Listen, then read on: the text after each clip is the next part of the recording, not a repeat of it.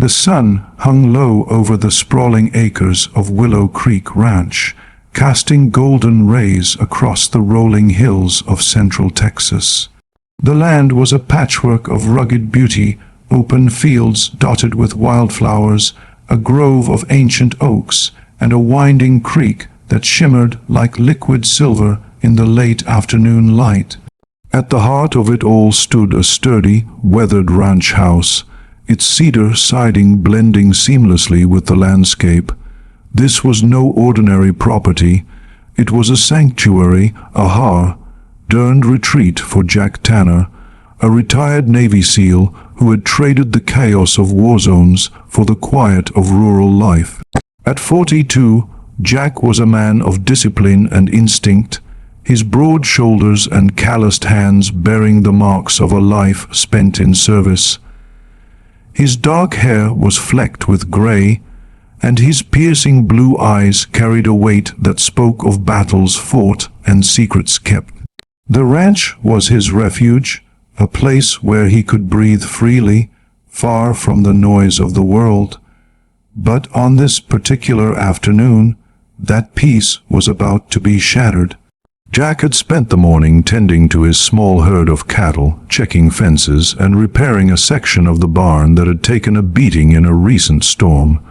The work was grueling but grounding, each task a reminder of the life he'd chosen after leaving the SEALs.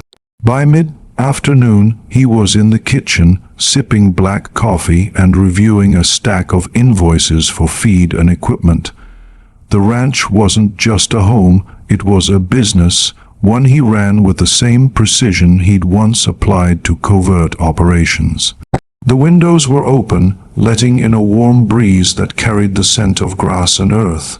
It was a perfect day, the kind that made Jack feel like he'd finally found his place in the world. That feeling, however, was short-lived. As Jack sat at the oak table, a low rumble broke the silence. A vehicle, moving fast down the gravel road that led to his property. His senses sharpened instantly, a reflex honed by years of training. He stood, moving to the window, and peered out. A black SUV, its tinted windows glinting in the sun, was speeding toward the ranch, kicking up clouds of dust.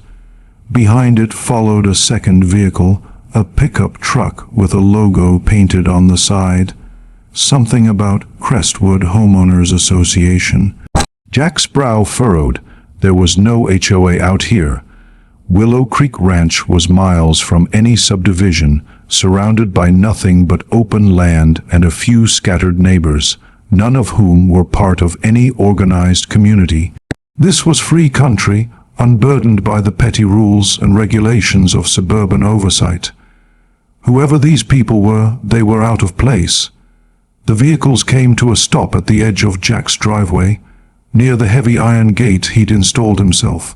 4 figures emerged, 3 men and a woman, all dressed in what looked like official uniforms. The men wore dark polo shirts with embroidered badges and cargo pants, while the woman sported a crisp blazer and a clipboard clutched tightly in her hands. They moved with a purpose, their posture suggesting authority, but something about them felt off. Jack's trained eye caught the inconsistencies. The badges were too shiny, the uniforms ill-fitting, and the woman's clipboard seemed more like a prop than a tool. They weren't locals, and they certainly weren't law enforcement. Jack's gut told him they were trouble, and his gut was rarely wrong. He stepped onto the porch, his boots thudding against the weathered wood. The group was already at the gate, one of the men rattling it as if testing its strength. The woman, her blonde hair pulled into a tight bun, was scribbling something on her clipboard, her lips pursed in a way that screamed self-importance. Jack crossed his arms, standing tall, his presence commanding without a single word. The group noticed him, and the woman took the lead, striding forward with a forced smile. She introduced herself as Linda Marsh, a supposed representative of the Crestwood HOA. claiming they were conducting a routine inspection of properties in the area. Her tone was practiced, almost rehearsed, but Jack wasn't buying it. He'd done his homework when he bought the ranch. No HOA had jurisdiction here, and no one had mentioned Crestwood in the years he'd lived on this land. Linda's explanation grew more elaborate, peppered with buzzwords like compliance and community standards. She gestured to the men behind her, who stood with their hands on their hips, trying to look official. One of them, a stocky man with a buzz cut, carried a walkie-talkie that crackled with static, but Jack noticed it never transmitted anything coherent. The other two men, leaner and younger, kept glancing nervously at the surrounding fields, as if expecting someone to jump out. Jack's mind raced, cataloging every detail: the vehicle's license plates, the lack of official insignia, the way Linda's smile faltered when he didn't respond immediately. These weren't HOA officials. They were imposters, and they were here for a reason. Jack's military training kicked in, his senses attuned to every movement. He asked no questions, offered no openings. Instead, he watched, letting the group reveal themselves through their actions. Linda's spiel continued, now veering into complaints about the ranch's appearance. Claims that the barn's paint was non-compliant, and the fence line was encroaching on community property. It was nonsense, and Jack knew it. The ranch was his, free and clear, with no liens or disputes. He'd made sure of that when he purchased it, double-checking every document with the county. This wasn't about aesthetics or rules. It was a shakedown, a ploy to intimidate or extort. But why his ranch? And who were these people really? As Linda droned on, Jack's eyes flicked to the SUV.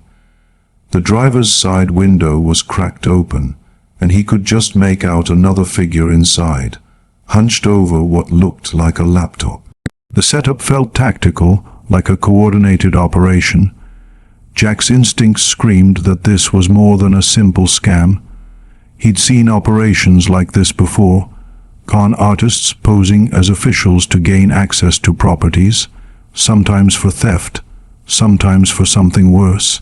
His mind flashed to stories he'd heard from neighbors: shady developers eyeing rural land, scammers targeting isolated properties, even rumors of organized groups using fake credentials to scope out homes for bigger heists. Whatever their game was, they'd picked the wrong target. Jack stepped off the porch, moving deliberately toward the gate. The group stiffened, their confidence wavering as he closed the distance. He was unarmed, but his presence was a weapon in itself. 6 feet of muscle and resolve, his eyes locked on them like a predator sizing up prey.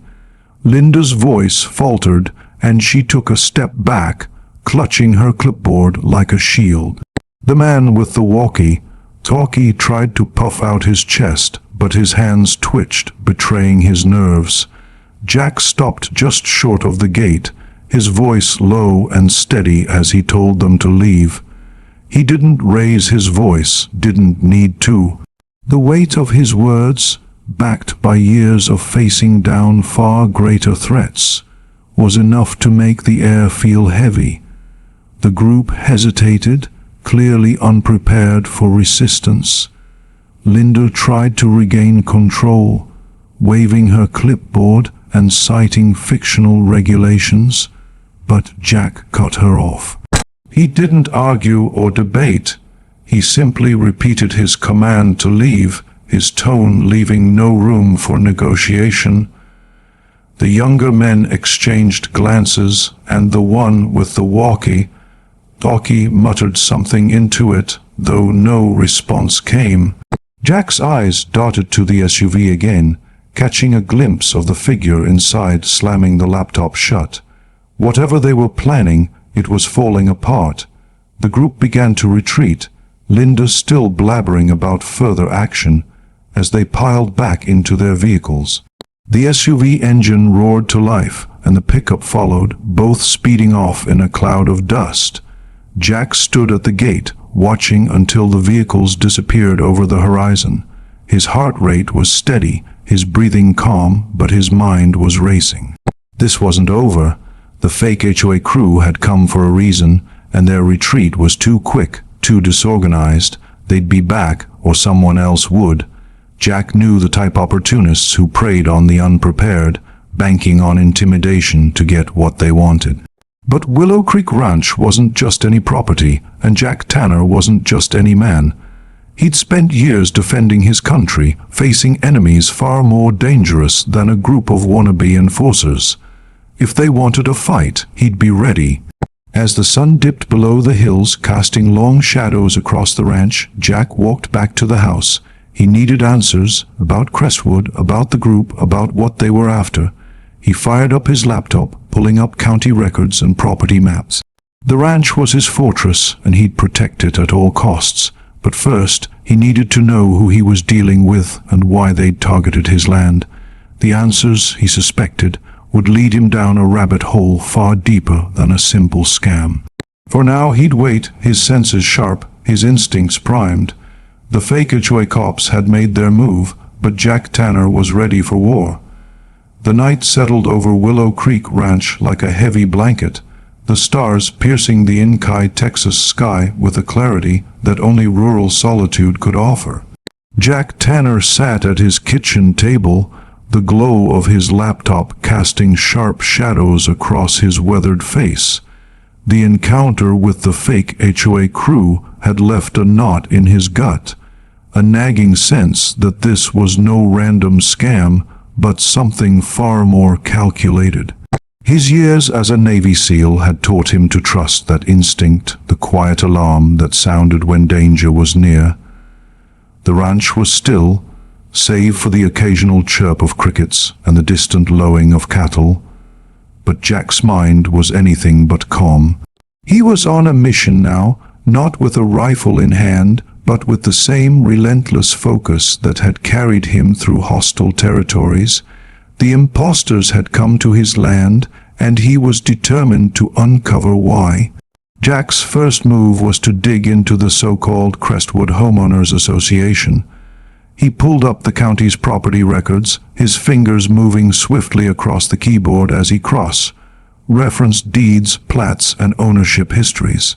Willow Creek Ranch was a 200-acre parcel, purchased outright 5 years ago after he'd left the service. The paperwork was ironclad, no liens, no easements, no HOAs. The nearest subdivision was 30 miles away, a gated community of cookie-cutter homes that had nothing to do with his isolated spread. A search for Crestwood HOA yielded nothing in the county records.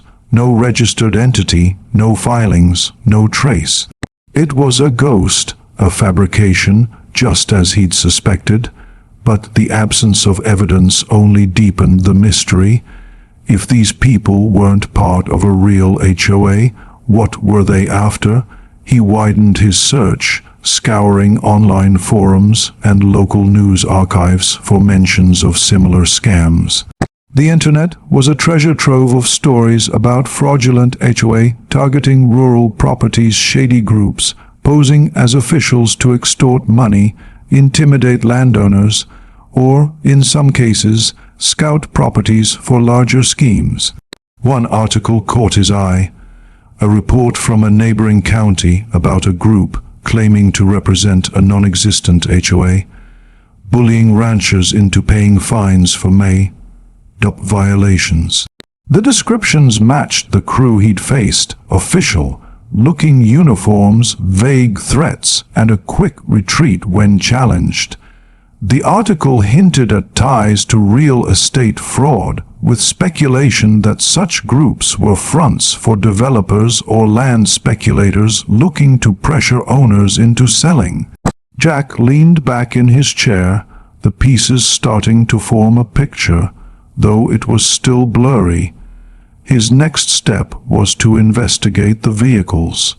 He'd memorized the license plates of the SUV and pickup truck during the confrontation, a habit from his SEAL days when details could mean survival.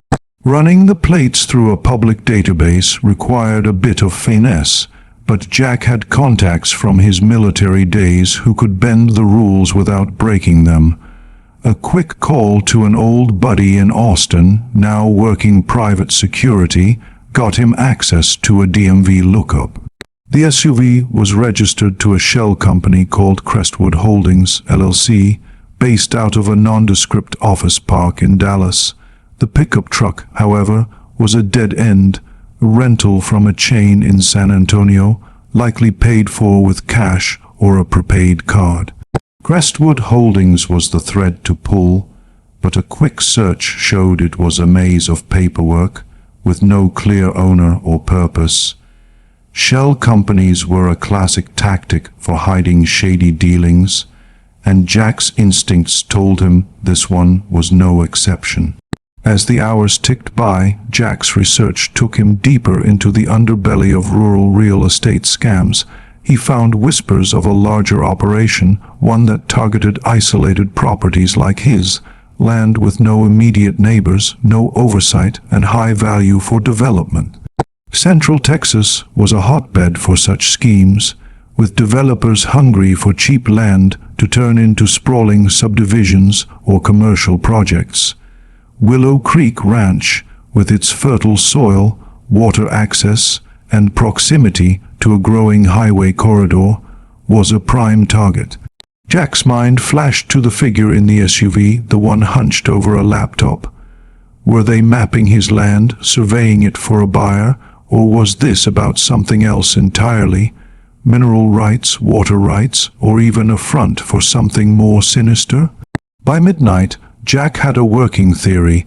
The fake HOA crew was part of a coordinated effort to pressure him into selling or abandoning his property.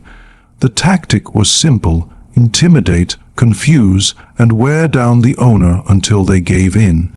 But they'd underestimated him. Jack wasn't some retiree cowed by official-looking badges. He was a man who'd stared down insurgents in Fallujah and navigated jungles under enemy fire. If they thought they could bully him off his land, they were in for a rude awakening. Still, he needed more than a theory. He needed proof, and he needed to know who was behind Crestwood Holdings. The next morning, Jack drove into town, a 40-minute trip to the county seat, where the clerk's office held physical records that might not be digitized. The town of Masonville was a sleepy place, its main street lined with mom-and pop shops and a diner that hadn't changed its menu since the 80s. Jack parked his truck outside the courthouse, a squat brick building with a faded American flag flapping in the breeze. Inside, the air smelled of old paper and dust, and the clerk, a wiry woman named Betty with a penchant for gossip, greeted him with a nod. Jack knew her from his early days at the ranch, when he'd spent hours poring over property records to ensure his purchase was clean. Betty was a goldmine of local knowledge, and while Jack kept his inquiries vague, she didn't need much prompting to start talking. He asked about recent land deals in the area, framing it as curiosity about market trends. Betty's eyes lit up as she launched into stories of out-of-town investors sniffing around, buying up ranches and farmland at bargain prices. She mentioned a developer from Dallas, a slick type who'd been meeting with county officials about a proposed master-planned community along the highway. The project was hush, but rumors were swirling about aggressive tactics, anonymous complaints, sudden tax audits, even harassment of landowners who refused to sell. Jack's ears perked up when Betty mentioned a consulting firm tied to the developer, one that had been sending inspectors to rural properties. She didn't have a name, but the description matched the Crestwood crew perfectly.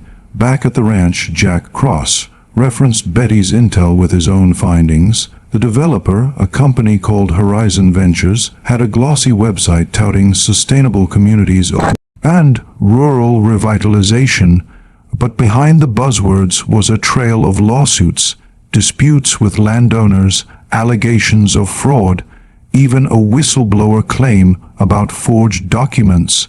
Horizon Ventures was linked to several LLC, including one that shared an address with Crestwood Holdings. The connection was thin but undeniable. Jack's theory solidified.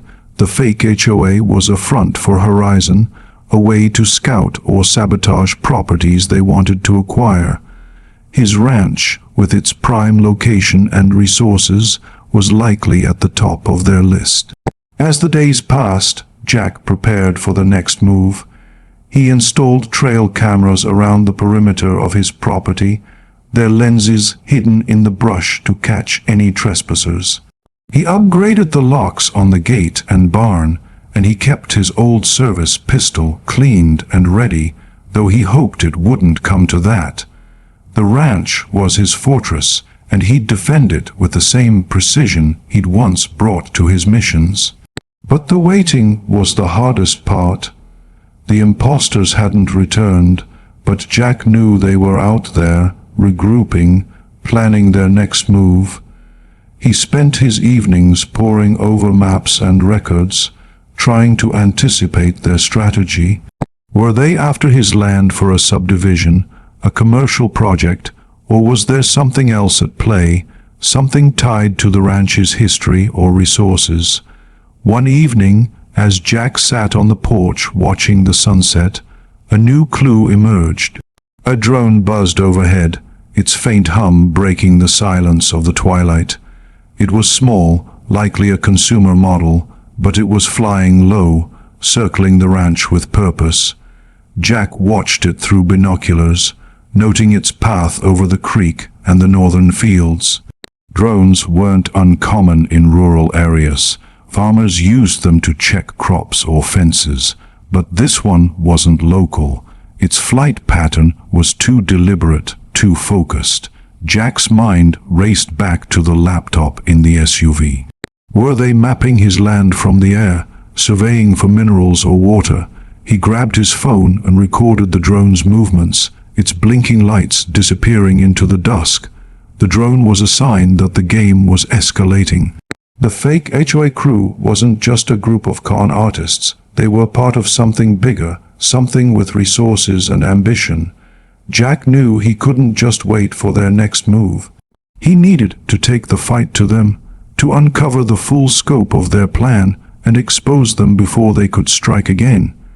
As he sat in the darkness, the weight of the challenge settled over him.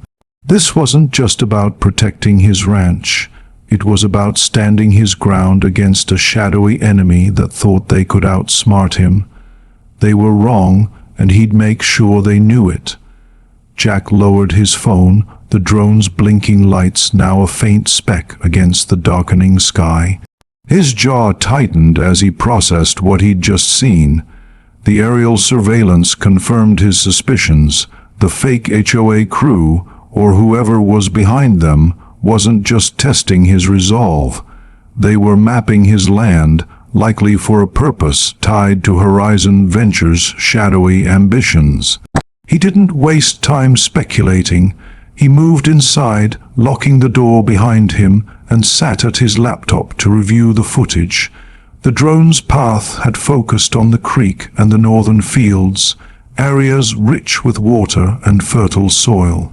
Jack's research had already hinted at the value of these resources. Central Texas was a battleground for water rights, and his ranch's creek was a rare asset in a region increasingly eyed by developers. But he needed more than theories. He needed to dismantle their operation. Jack's first move was to trace the drone. The footage showed a model number faintly visible on its underside, a high-end unit used for surveying, not the cheap toys farmers flew.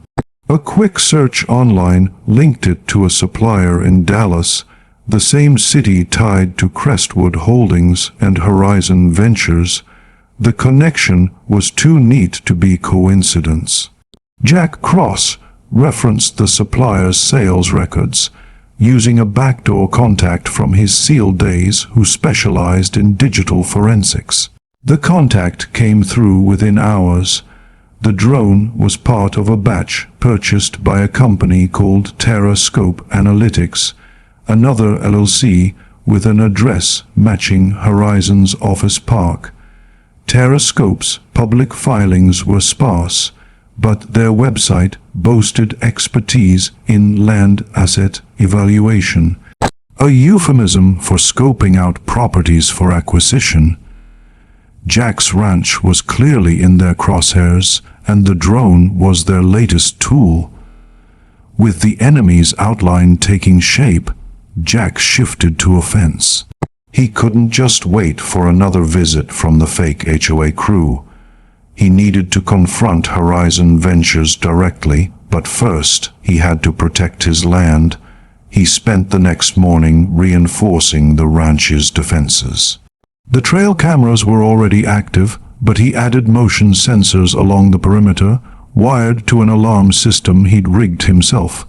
He also installed a GPS tracker on his truck, suspecting the imposters might try to tail him if he left the property. His service pistol stayed close, cleaned and loaded, though he knew firepower was a last resort.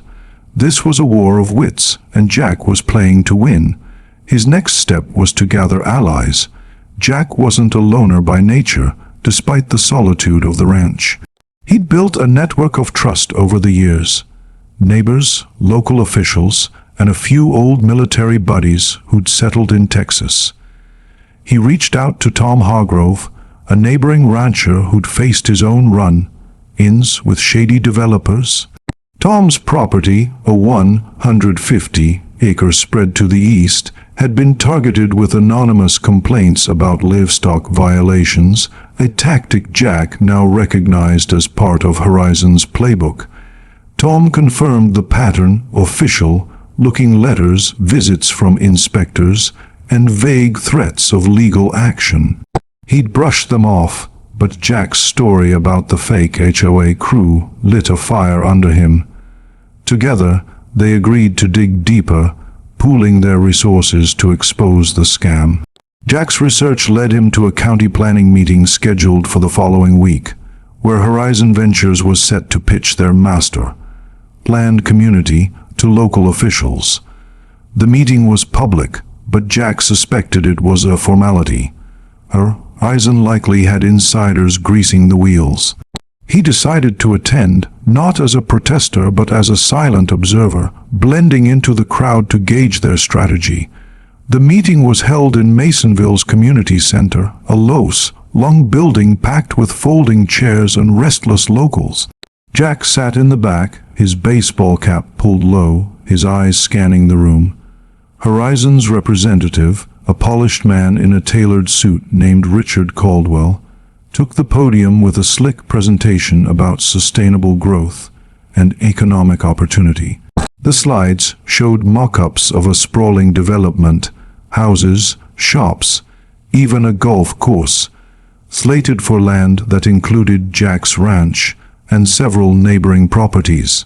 Caldwell's pitch was smooth, but Jack caught the tells: evasive answers about land acquisition, vague references to cooperative landowners, and a heavy emphasis on urgency. The subtext was clear. Horizon was moving fast, and they weren't above bending the rules. Jack noticed a few county officials nodding along, their faces too eager, too comfortable. Corruption wasn't a stretch. Small town governments were easy prey for big money. As the meeting wrapped, Jack slipped out, avoiding the cluster of Horizon reps handing out glossy brochures. He'd seen enough. Horizon wasn't just after his land. They were planning a land grab across the region, and the fake HOA crew was their scouting team.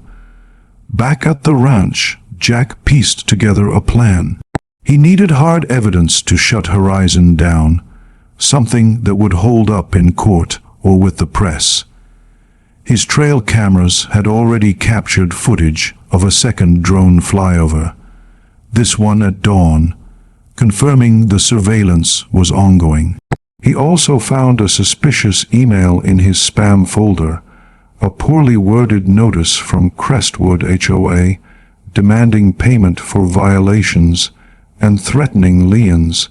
The email's metadata showed it originated from a server linked to Terrascope Analytics. It was sloppy, a crack in their armor. Jack forwarded the email to his forensics contact, who traced it to a leased office in Dallas. The address matched Horizon's, tying the fake HOA directly to their operation.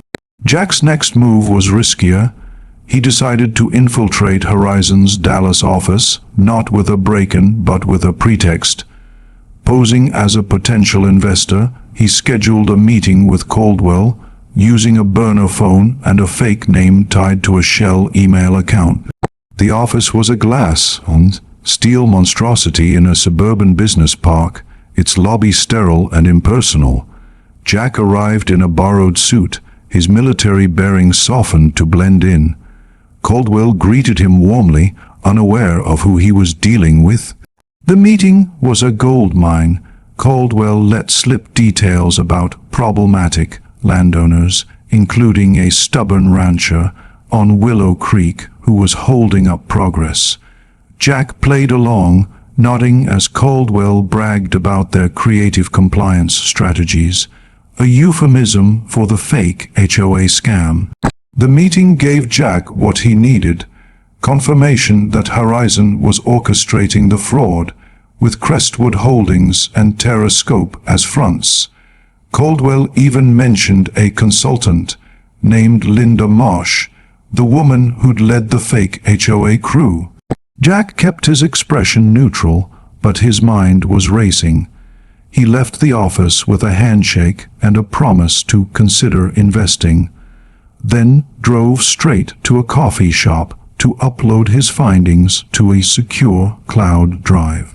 His contact in Austin was already working on a dossier, compiling the email, drone footage, and public records into a case for the state attorney general. But Horizon wasn't done. 2 nights later, Jack's motion sensors triggered, waking him at 3 a.m. The trail cameras caught 3 figures creeping along the northern fence line, dressed in dark clothing and carrying tools. They were trying to cut through the wire, likely to plant something, fake survey markers or worse, sabotage equipment.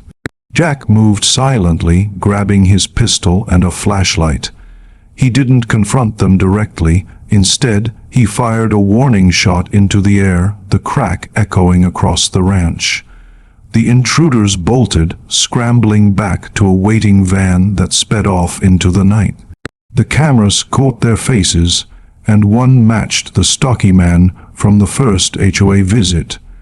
Jack sent the footage to his contact, who identified the man as a low-level operative with a rap sheet for fraud. The van's plates tied back to Terrascope. The evidence was mounting, but Jack knew Horizon would escalate further. He reached out to a local reporter, a tenacious woman named Sarah Klein, who'd covered shady land deals before. Sarah jumped at the story, meeting Jack at a diner to review his evidence. She recognized Horizon's tactics from other scams and promised to run the story, but she warned him. Horizon had deep pockets and deeper connections. Exposing them would take more than one article. The final blow came a week later when Jack got a tip from Tom Hargrove. Another neighbor had been approached by a surveyor offering cash for water rights, a deal traced back to Horizon. Jack organized a meeting with local ranchers, rallying them to share their stories. The group compiled a dossier, emails, photos, footage, and testimonies, and sent it to the Attorney General with copies to Sarah for her expose. The story broke the next day, a front-page feature detailing Horizon's fraud, complete with Jack's drone footage and the fake HOA email. The backlash was swift. Horizon's stock tanked, Caldwell resigned, and the Attorney General launched an investigation. Jack stood on his porch as the dust settled, his ranch untouched, his resolve unbroken. The fake HOA crew was gone, their operation exposed, but Jack knew the fight for his land would never truly end. Developers would come again with new names and new tricks, but Willow Creek Ranch was his, earned through sweat and sacrifice, and he'd defend it to his last breath. For now, though, the victory was his, a testament to the strength of a man who'd faced worse enemies and come out standing. If you liked this story, please like, subscribe, and share it with others so they can learn something from it too.